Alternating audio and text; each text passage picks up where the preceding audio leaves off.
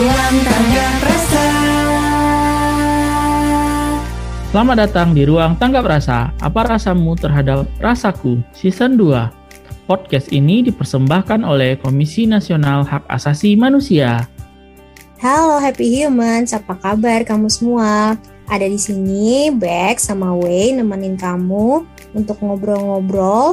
Jadi kita berharap kamu dimanapun lagi berada dan kapanpun lagi dengerin ini selalu dalam keadaan baik dan sehat, ya nggak Wei? Kita hari ini mau ngobrolin apa Wei? Nah iya Bex, ingat nggak di episode yang lalu komisioner kita Pak Munafrizal Manan pernah mention tentang KGO?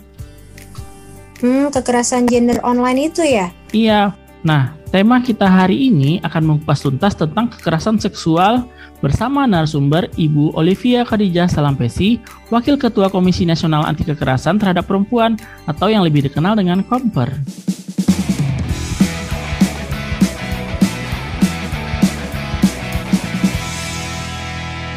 Nah, Happy Human sudah bergabung nih sama kita Bu Olivia Salampesi. Halo Ibu, apa kabar? Halo Ibu. Halo Mbak Bek, Mas Wahyu, kabar baik, sehat-sehat semua ya? Amin, sehat Amin, pastinya. alhamdulillah sehat Bu.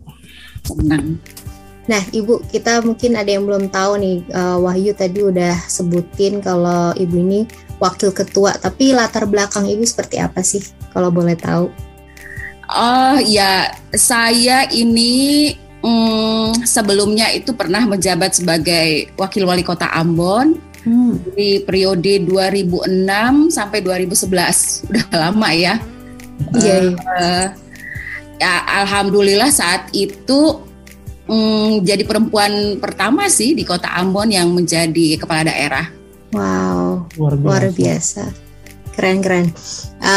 Kita langsung aja tanya jawab ya Bu ya, soal tadi kita udah bahas tentang kekerasan seksual. Dan sebelum kita mulai, ini kasih selamat dulu untuk kita semua ya Bu, karena ternyata usaha kita bersama itu membuahkan hasil. UU TPKS sudah ditetapkan ya Bu. Ya, itu sukacita ya, sukacita untuk seluruh bangsa sebenarnya ya.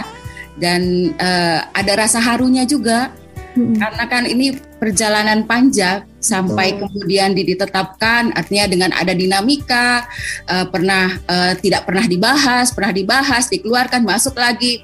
Jadi dinamikanya itu jadi ada punya nilai tersendiri untuk para korban sebenarnya dan para penyintas yang sudah lama memang merindukan ada aturan hukum untuk melindungi mereka. Gitu. Betul sekali.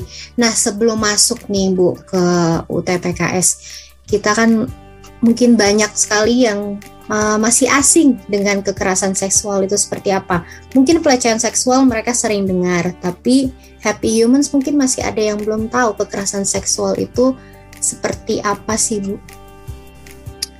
Iya, jadi kekerasan seksual itu kan sebenarnya salah satu bentuk dari kekerasan yang berbasis gender selain kekerasan fisik, kekerasan psikis maupun juga kekerasan ekonomi gitu. Nah kalau kekerasan seksual ini kan mungkin kita sering dengar ada tadi Mbak bilang pelecehan seksual. Pelecehan seksual sendiri ada yang bentuknya fisik, ada juga yang non fisik. Ada juga perkosaan yang sudah sering kita ikuti di media ya, sering sekali kita mendapatkan info berita-berita tentang perkosaan. Betul. Ada juga tentang ini pemaksaan perkawinan. Ada pemaksaan kontrasepsi, nah ada pemaksaan sterilisasi, kemudian ada eksploitasi seksual, perbudakan seksual, bahkan yang marak terjadi sekarang itu kekerasan seksual berbasis elektronik.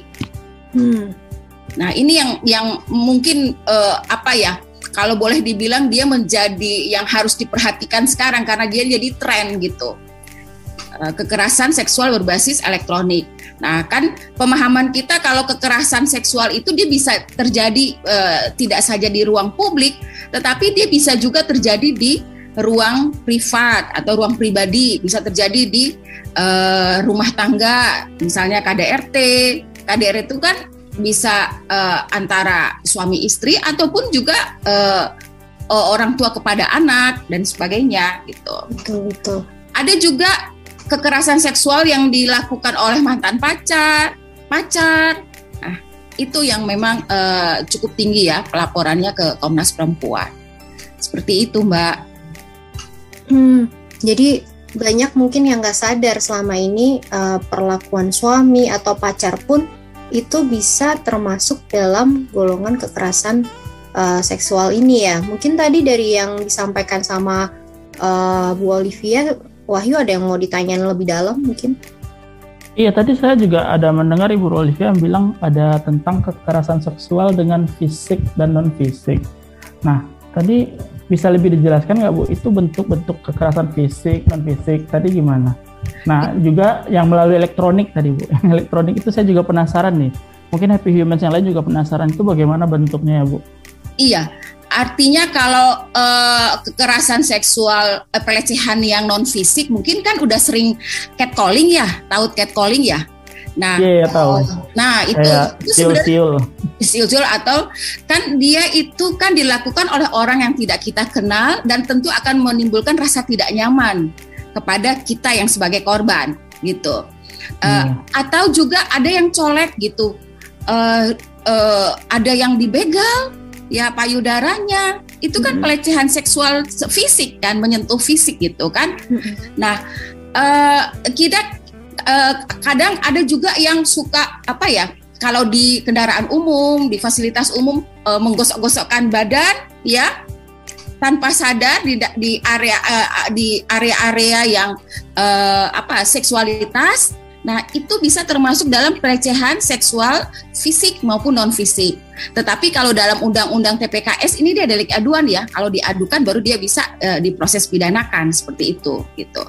Nah, kalau kekerasan seksual berbasis online ini menarik karena 2 tahun ini sebenarnya bukan 2 tahun, sudah dari 2016 itu dia lonjak terus angkanya, angka pelaporannya, pengaduannya ke Komnas Perempuan itu dia naik terus. Itu terjadi seperti misalkan mantan pacar, ancaman gitu ya, ancaman kalau diputusin maka pada saat waktu masa pacaran mungkin pernah melakukan hubungan intim, lalu kemudian diancam untuk dipublikasikan di media sosial seperti itu. Atau juga ancaman misalnya bukan saja hubungan mantan pacar gitu. Jadi ada mantan pacar, ada mantan istri. Nah, atau juga perkenalan melalui media sosial ya, perkenalan melalui media sosial yang baru dikenal, kemudian sempat untuk ketemu secara langsung, lalu kemudian misalkan tiba-tiba memutuskan hubungan dan lain sebagainya, lalu dia mengancam untuk mengeluarkan mempublikasikan foto maupun video bersama selama dengan temannya tersebut gitu. Nah, bisa juga online, kekerasan seksual berbasis online itu juga selain mantan pacar, mantan istri, kadang juga yang belum diputusin pacarnya juga gitu. Oh, ini kelihatannya pacar saya ini udah mulai gelagat beda nih, mungkin tipe pacarnya ini kan posesif ya gitu. Jadi dia nguntit gitu, dia menguntit, dia mengikuti terus di mana pacarnya itu ada gitu. Jadi dia karena dia posesif, pacarnya ini posesif, jadi kemana gerak pasangannya itu selalu ditelusuri seperti itu. Nah, itu juga masuk ya di dalam laporan pengaduan kepada Komnas Perempuan. Seperti itu, Mas Wahyu. Ya. Oh iya, baik Bu, terima kasih penjelasannya. Mungkin Happy Humans yang di rumah yang mendengarkan ini bisa lebih berhati-hati lagi seperti itu ya Bu ya. Iya, jadi HP-nya nih, gadgetnya ini jangan kadang-kadang itu dia yang tinggi itu kan jadi suka untuk jadi tempat pemerasan ya. Sextortion gitu ya, pemerasan untuk ancaman penyalahgunaan konten seks gitu ya. Artinya pemerasan ini untuk dapatkan uang gitu. Dan umumnya itu melalui paksaan gitu. Bisa juga dia menyebarkan itu tadi konten-konten yang merusak mereputasi. Misal kita punya teman nih, kita sebenarnya cukup dikenal, punya followers banyak gitu. Bisa juga untuk dipakai untuk menyebarkan konten-konten yang bisa merusak reputasi kita gitu. Nah, seperti itu. Jadi tujuannya tuh mempermalukan lah. Nah, melihat kayak betapa seremnya ya Bu ya dari dampak kekerasan seksual ini, kalau bentuk perlindungannya sendiri untuk mencegah kekerasan seksual ini terjadi itu seperti apa sih Bu biasanya yang disampaikan oleh Komper? Ya, biasa kita kan ini melalui edukasi ya. Baik itu edukasi formal maupun melalui pendidikan publik gitu ya. Sebenarnya seperti media sekarang nih, podcast kayak gini kan, ini juga bentuk-bentuk publikasi yang edukasi yang menjangkau misalnya nih kan kelompok komunitas anak muda untuk lebih mengetahui apa sih itu kekerasan seksual, bagaimana mencegahnya, kemudian bagaimana penanganannya kalau terjadi dan sebagainya. Nah, kami juga untuk mengintensifkan edukasi ini baik secara formal maupun secara pendidikan publik, kita tuh bekerja sama dengan beberapa kementerian dan lembaga. Ambil contoh, kami berterima kasih dengan Kementerian Pendidikan Kebudayaan ya, dan Kemendikbudristek itu sudah mengeluarkan peraturan Mendikbud tahun 2020 ya kalau tidak salah ya, 2021 ya, nomor 30 itu Permendikbudristek itu tentang bagaimana pencegahan dan penanganan kekerasan seksual di perguruan tinggi. Begitupun dengan Kementerian Agama melalui SK Dirjen Pendidikan Islam itu sudah mengeluarkan juga edaran untuk pencegahan dan penanganan kekerasan seksual di perguruan tinggi keagamaan Islam gitu. Kami juga bekerja sama misalnya dengan ini Grab gitu ya, sarana Grab untuk Grab ini loh untuk bagaimana Grab ikut, dia kan punya pelanggan ya, bagaimana melindungi pelanggan dari kekerasan dari driver gitu ya, baik driver ya, bukan cuma dari penumpang ke driver, bisa juga sebaliknya. Iya, seperti itu gitu. Jadi kami juga bekerja sama seperti itu. Jadi beberapa juga dengan ada beberapa e-commerce ya, selain Grab juga seperti Body Shop gitu yang dekat-dekat dengan, ada beberapa produk-produk juga yang kami minta bantu bekerja sama untuk bagaimana ini tersosialisasi dengan cara mereka gitu. Jadi tidak saja dari kementerian lembaga, tidak saja dunia pendidikan formal, tapi juga melalui pendidikan publik yang bekerja sama dengan organisasi-organisasi yang bisa menyampaikan melalui kampanye-kampanye mereka, disosialisasikan. Tidak saja di dalam komunitas mereka, tetapi tentunya untuk jangkauan yang lebih luas. Nah, banyak juga perusahaan-perusahaan yang sudah mulai aware ya, mulai peduli nih, emang penting nih kayaknya nih harus ada SOP gitu ya, ada semacam aturan mekanisme internal untuk melindungi pegawainya gitu. Contoh misalnya kan pernah ada kasus dulu, pernah dengar nggak yang waktu kasus Starbucks, ada yang ada staf Starbucks yang kemudian melalui CCTV memfoto atau pelanggan ya, konsumen yang hadir saat itu. Nah, itu kan pelecehan seksual non fisik ya, menguntit, kemudian mungkin karena pelanggannya mungkin oknum gitu ya Bu ya. Iya, itu oknum. Nah, kemudian dari situnya banyak perusahaan kemudian mulai menerapkan SOP gitu. Jadi kan pada saat itu belum punya bagaimana SOP untuk pencegahan dan penanganan KS ya di institusi yang bersangkutan gitu. Lalu kemudian sudah semakin banyak gitu. Ini menunjukkan bahwa semakin banyak orang mulai peduli untuk kekerasan seksual gitu. Jadi kita menerima banyak laporan dan bukan berarti kasus-kasus yang masuk ini hanya terbatas perempuan. Memang banyak sih perempuan sebagai korban, tetapi ada juga laki-laki, anak. Nah, mungkin pernah terkenal juga ya isu-isu yang sempat viral di media, karyawan dari KPI dulu ya. Nah, seperti itu juga, karena itu juga mengadu ke Komnas Perempuan gitu. Nah, jadi itulah ya bagaimana sih sebenarnya perlindungan yang dibutuhkan untuk kita bisa mencegah kekerasan seksual. Ini juga perlu kadang-kadang pemerintah itu ada yang belum aware dengan penerangan jalan misalkan. Itu kan sebenarnya salah satu bentuk pencegahan. Ruang-ruang gelap gitu ya Bu. Nah, penyediaan sarana dan prasarana publik gitu kan ya. Ada CCTV-nya, ada penerangan jalannya, kan? Nah, itu kemudian membuat rasa aman bukan hanya buat perempuan, tetapi siapa saja kita tentu akan merasa aman kalau dalam kondisi yang demikian gitu. Begitu Mbak Bek. Mumpung nih Bu ngomongin tadi kasus-kasus sebelum nanti lanjut sama Wahyu. Data kasus terakhir. Baik, jadi kekerasan seksual yang paling tinggi kalau kita lihat di ranah publik itu memang kekerasan seksual ya, kekerasan seksual, perkosaan, pencabulan itu kemudian yang di ranah domestik, itu kekerasan terhadap istri.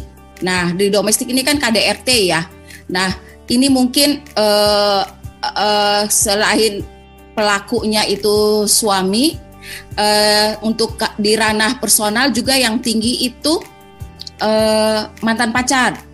Ya. Jadi ini kekerasan seksual yang dilakukan yang tingginya mengikuti sama itu paling tingginya itu suami maupun mantan pacar untuk di ranah personal. Sedangkan untuk di ranah publik itu kekerasan seksual yang dilakukan itu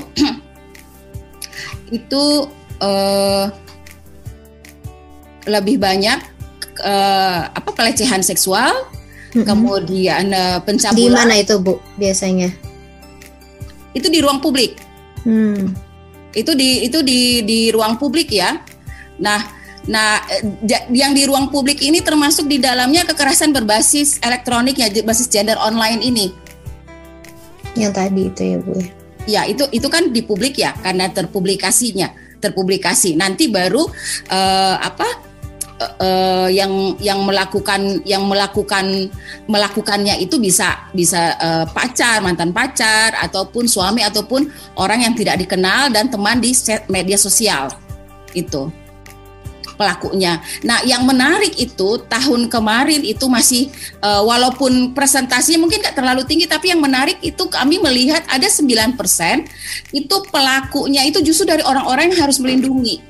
Yang penting, misalnya yang orang-orang yang harus lindungi itu siapa sih? Gitu. Itu kan ada misalnya tokoh agama, ada guru, ada dosen, ada aparat penegak hukum, ada Polri, anggota Polri ya, anggota TNI. Nah, itu yang harusnya mereka melindungi justru mereka juga melakukan kekerasan seksual gitu. Itu ada sekitar 9,6% ya. Nah, itu yang dari catatan tahunan kami tahun kemarin gitu. Nah, ini yang harusnya diperhatikan gitu.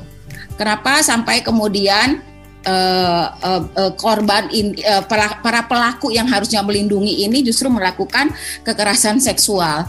Nah, kalau korban sendiri itu paling banyak tuh memang yang terjadi karena misalnya yang di ranah publik itu ya istri ya, ibu rumah tangga itu paling banyak kena, ibu rumah tangga maupun juga para pelajar dan mahasiswa. Yang paling tinggi itu para pelajar dan mahasiswa, lalu kemudian ibu rumah tangga itu untuk di ranah personal. Nah, kalau di ruang publik, di ranah publik itu yang paling tinggi itu sebenarnya ini para pegawai ini loh, para karyawan swasta pegawai. Gitu.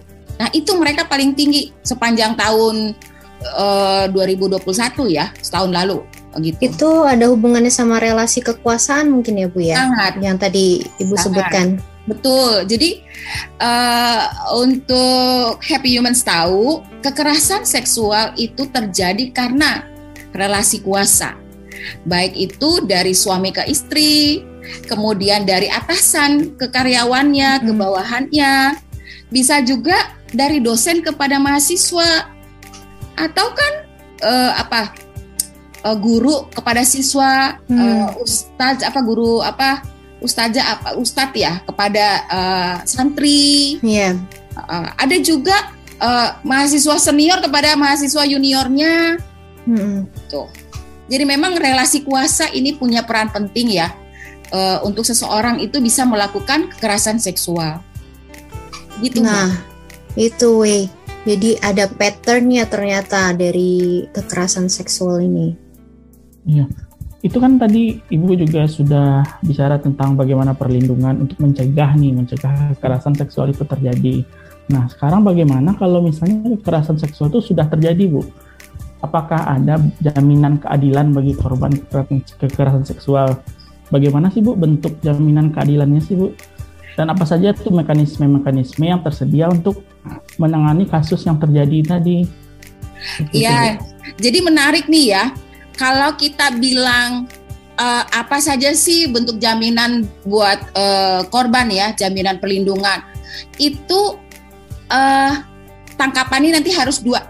Sebelum yang sekarang ini terjadi, sebelum penetapan RUU, penetapan Undang-Undang TPKS, itu yang terjadi itu malah korban tuh minim sekali mendapatkan jaminan keadilan, ya. Itu sebelum perjuangan Undang-Undang TPKS yang sekarang ya, dan kita juga masih menunggu Undang-Undang Tindak Pidana Kekerasan Seksual ini kemudian diundangkan ya, dan turunannya supaya itu sudah bisa dipakai. Kenapa saya bilang sulit sekali ya? Karena itu tadi korban itu dia sulit untuk mendapatkan hak dalam penanganannya, mendapatkan hak perlindungannya, mendapatkan hak pemulihannya. Kenapa demikian? Kadang seorang korban itu kita selalu bilang kita selalu bilang satu korban kalau bersuara itu sudah luar biasa, sudah sangat banyak. Betul. Sulit sekali korban itu bisa bersuara. Dan kalau satu korban itu bersuara, itu appreciate luar biasa, karena kan dia harus melewati kepercayaan diri ya yang luar biasa. Dia udah trauma, kemudian dia harus bisa mengungkapkan itu kepada orang lain yang 50-50 nih. Syukur-syukur dipercaya, atau kadang nggak akan dipercaya gitu kan, malah disalahkan. Selama ini kan banyak korban seperti itu. Dia melapor, tapi ujuk-ujuk kemudian diberi layanan yang memadai, malah ditanyakan sama aparat penegak hukum ya. Dia mendapatkan blaming victim ya. Kamu kenapa ada di situ malam hari? Emang itu kamu pakai baju apa sih? Kayak gitu kan? Iya, sering. Bagaimana dia mau mengungkapkan? Dia sudah disalahkan dulu gitu. Padahal dia korban. Kayak gitulah kita. Jadi, gimana ya? Korban itu dia kalau tidak mengungkapkan, dia juga terbebankan bagaimana hidupnya ke depan. Dia harus mendapatkan pemulihan, ya, mungkin juga penanganan kesehatannya. Tapi pada saat dia mengungkapkan, tidak ada respon positif. Nah, jadi ini yang penting. Kita sudah punya undang-undang tindak pidana kekerasan seksual yang mengaturnya. Kemarin-kemarin nih memang belum ada mengatur. Kadang aparat penegak hukum bilang, wah ini mau ditangani dengan cara apa ya? Nggak ada aturannya, nggak ada hukumannya gitu. Aturan hukumnya, ya udah damai aja. Lalu kemudian si korban dipaksa kawin sama yang pemerkosa. Ya gimana? Kayak gitu kan? Yep. Kadang-kadang jalan pintas aja tuh. Ya udah kamu kawin aja sama dia gitu kan, selesai. Dianggap jalan keluar ya, Bu ya. Iya. Udah itu jalan keluar, jalan pintas. Udah itu kan karena dia kan lagi mabuk, apalagi kalau pelakunya itu pejabat ya, atau tokoh, atau orang yang dikenal. Kadang-kadang udah kamu selesai aja. Ini dikasih ada juga beberapa adat ya di daerah, beberapa daerah yang menetapkan udah bayar denda adat, selesai udah si korbannya kamu dikawinkan gitu. Seperti itu, udah perkaranya tidak usah dilanjutkan gitu. Nah, jadi bagaimana korban itu merasa adil ya untuk kebenaran yang dia punya, lalu bagaimana dia bisa pulih setelah dia mengalami tindakan kekerasan seksual itu gitu. Itu kan traumanya panjang ya. Nah, tidak semua juga lembaga layanan ataupun daerah itu memiliki layanan psikologis. Padahal kan korban-korban ini butuh layanan psikologis gitu. Nah, bersyukur Undang-Undang TPKS ini kemudian mengharuskan ada lembaga layanan yang bisa juga memberi layanan psikologis bagi korban, juga layanan hukum maupun layanan kesehatan. Seperti itu ya. Banyak sih masalah-masalah korban nih ya. Belum lagi misalkan korban itu datang dari keluarga yang ekonomi kurang ya. Mereka disuruh membayar visum gitu.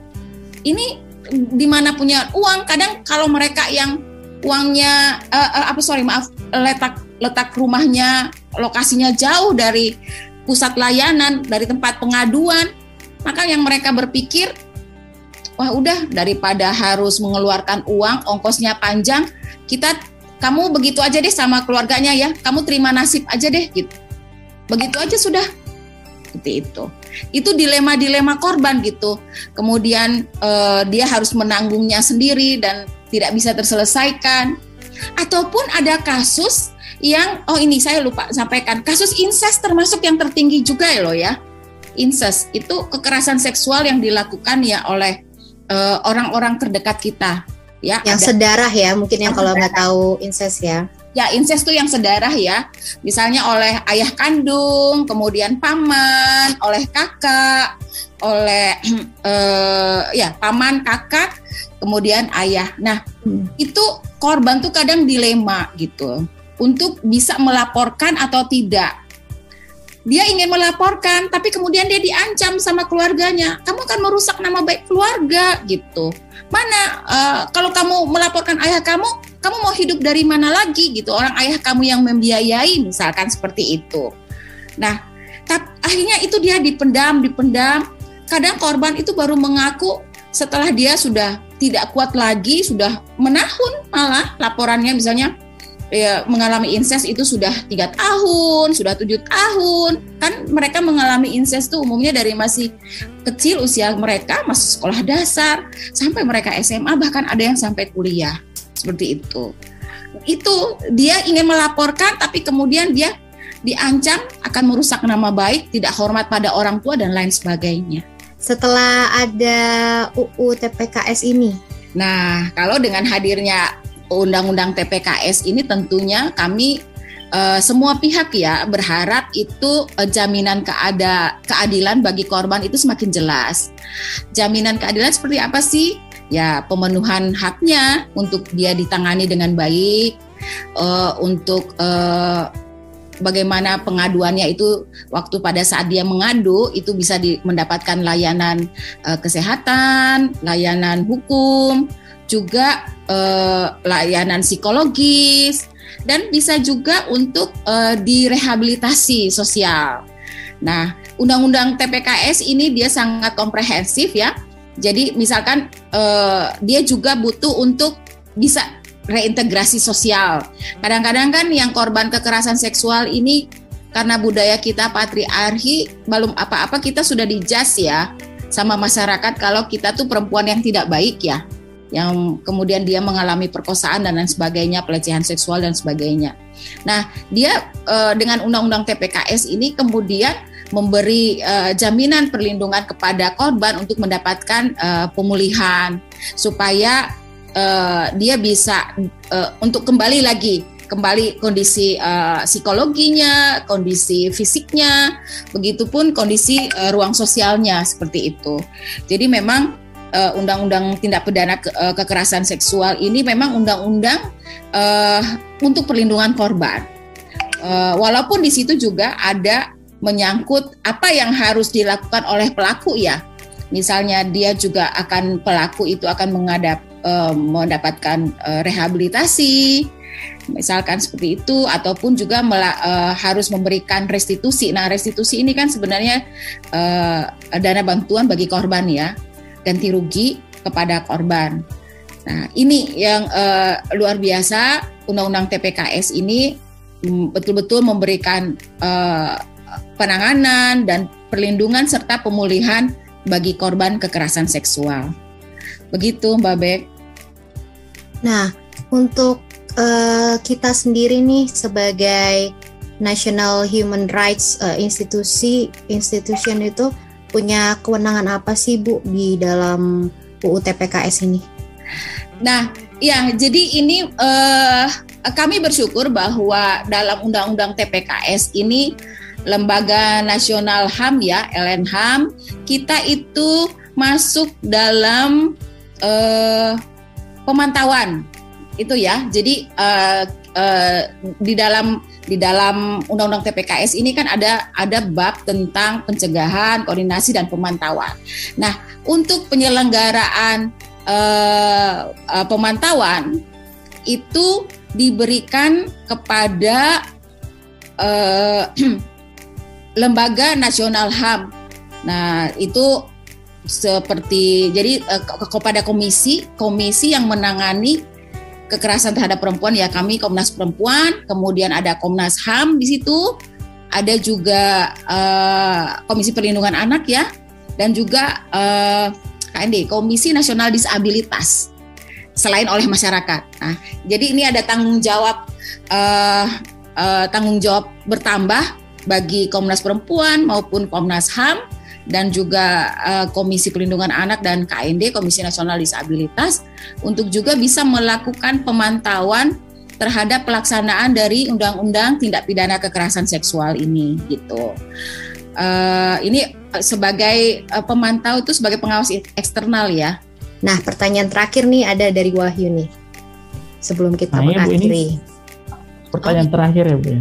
Boleh. Apa rekomendasi Bu untuk negara dan Happy Humans yang lagi mendengarkan podcast ini terkait tentang kekerasan seksual Bu? Rekomendasi. Nah, kalau untuk negara ini kan untuk segera menghadirkan peraturan pemerintah ya, sebagai peraturan pelaksana. Kalau setelah Undang-Undang TPKS ini kemudian diundangkan, kan udah turunan diketok. Ya. Iya, udah diketok, tinggal presiden sahkan, ditandatangani presiden, diundangkannya. Nah, setelah itu harus buruan ada turunannya gitu, supaya implementasinya itu bisa sama-sama kita kawal gitu. Jadi bukan cuma nanti jadi tugas kementerian lembaga tertentu, tapi sebenarnya seluruh masyarakat. Jadi kami memang meminta supaya negara dengan segera sudah bisa menghadirkan turunan ya, apakah itu bentuknya peraturan pemerintah atau peraturan presiden, tapi turunan dari Undang-Undang TPKS ini untuk implementasinya. Karena memang sudah sangat urgent ya, karena selama ini kalau kita ada kasus kekerasan seksual, misalnya terkait dengan kekerasan seksual berbasis online ataupun kekerasan seksual yang terjadi di ranah publik, sulit sekali APH untuk merujuk pada aturan hukumnya. Tapi setelah adanya Undang-Undang TPKS, mudah-mudahan ini sudah menjadi solusi ya, jalan keluar atas kebuntuan hukum yang selama ini dalam menangani kasus beragam macam kasus kekerasan seksual. Nah, kalau untuk Happy Humans nih, anak muda harus punya ini nih, harus ada bisa ikut berpartisipasi dengan punya literasi gitu loh, kemampuan literasi tentang Undang-Undang TPKS ini gitu. Artinya kita semua, khususnya Happy Humans itu bisa untuk berpartisipasi mencegah. Gimana kita harus bisa mencegah ini gitu kan? Jadi mencegah supaya jangan kita jadi korban dan juga tidak boleh jadi pelaku.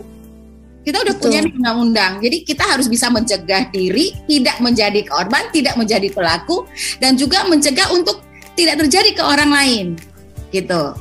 Nah, kalau kita sudah punya literasi itu, jadi kita harus bisa membudayakan literasi. Sebenarnya budaya literasi ini nggak harus anak muda ya, siapapun kita yang paham tentang literasi tentang Undang-Undang Tindak Pidana Kekerasan Seksual ini gitu, aturan-aturan tentang tindak pidana kekerasan seksual. Kita juga yang anak muda ini harus mampu menciptakan kondisi dan lingkungan yang bisa mencegah gitu.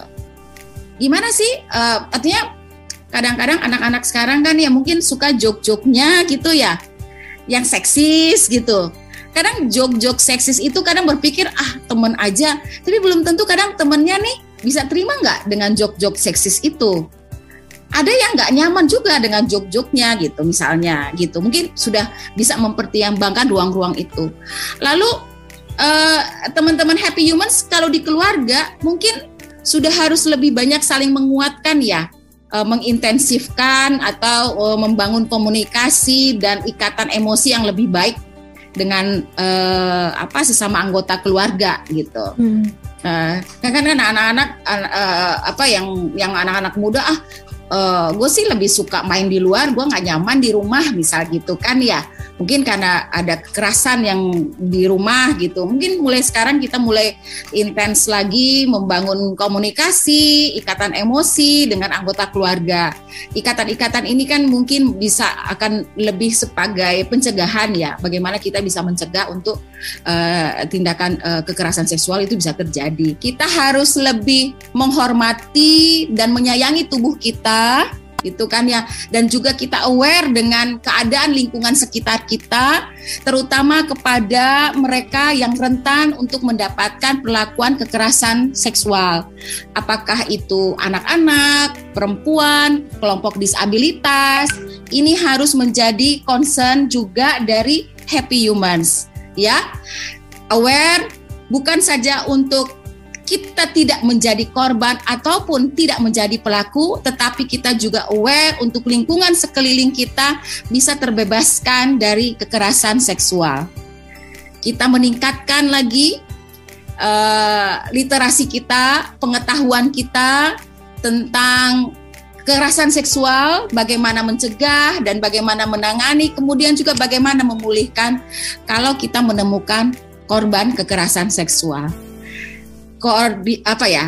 Saling berkontribusi, saling bekerja sama untuk kemudian ini menjadi satu hal yang penting, bahwa ini merupakan kebutuhan bersama, kepentingan kita bersama untuk menciptakan lingkungan yang kondusif, bebas dari kekerasan seksual. Demikian Mbak Beka dan Mas Wahyu. Ya, terima kasih Bu Olivia sudah mampir di podcast kita, ngobrol-ngobrolin soal kekerasan seksual ini. Nah, itu Happy Humans, kita seperti pesannya Bu Olivia tadi ya, jangan sampai kita yang jadi korban, jangan sampai kita yang jadi pelaku, jangan juga sampai lingkungan kita juga yang jadi korban. Ya nggak Bu? Benar sekali. Iya, tepat sekali. Ini terima kasih ya, semoga Happy Humans bisa tercerahkan dengan podcast ini. Ya, terima kasih Bu sekali lagi. Terima kasih Bu Olivia. Sama-sama.